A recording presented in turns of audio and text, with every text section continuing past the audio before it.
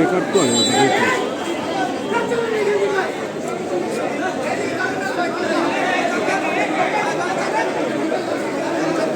যে পরিমাণে রোগী আসতেছে, যদি স্টে করা হইতো তাহলে এখানে মেডিকেল এতগুলো পরিপূর্ণ হয়ে যেত। প্রতি 2 মিনিট 1 মিনিট মানে 30 সেকেন্ডের ভিতরেও এমন আছে রোগী এসে এখানে ভরে যাচ্ছে।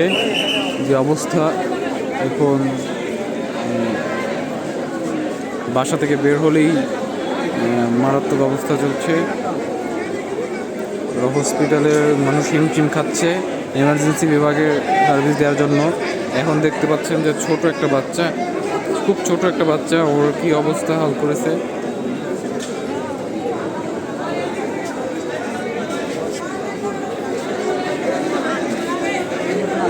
আল্লাহ জানে যে আজকে ঢাকা শহরে কতজন মানুষ মারা গেছে।